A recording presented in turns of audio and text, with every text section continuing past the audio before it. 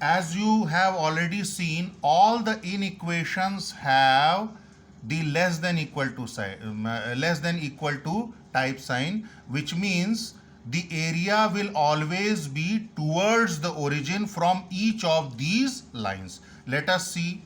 If we take this line, the origin lies below it. So what we'll do? We'll put a small arrow which will indicate that the area, the feasible region lies below this line.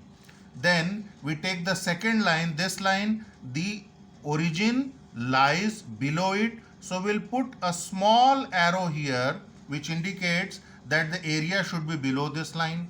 Now, if we come to this line, the origin lies above it. So we'll put small area like this, which means the feasible region will lie above this line. And now this last line, again it lies below the origin, so the origin will be above it. So we'll again put a small arrow here. And remember one thing always, that the feasible region will always lie in the first quadrant. This is the first quadrant, this is second quadrant, third quadrant and fourth quadrant. The feasible region will always lie in the first quadrant. And now we have to plot that area which is common to all these four lines, which means we satisfy all these conditions. And what is that area? See, this area we cannot take because it lies above the line. This area we cannot take, it lies above the line. This area we cannot take, this area we cannot take, this, all these areas we cannot take.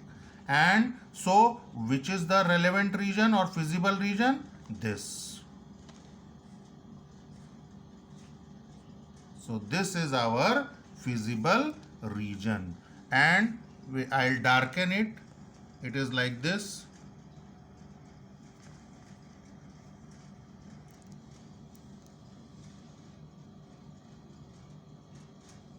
It is like this.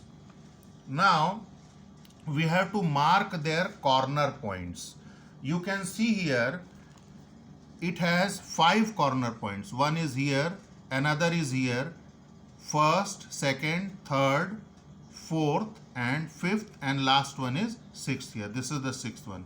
So we'll name them. We'll put A here, B, C, D, E, and this last one is O, which is obviously 0, 0. And now, as I have already told you in the steps, we have to find the coordinates of all these points A, B, C, D, E and O. It is already given. O is equal to 0, 0. Now, some of these points can be marked very easily. For example, this A, you can see its coordinates are 0, 5, because this line passes through 0, 5. Now the problem is we have to find out the coordinates of these 3 points B, C, D. E is again very clear. It is given that E is equal to,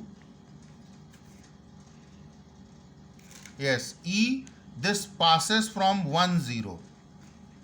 So we need to find out these 3 points, which we'll do now.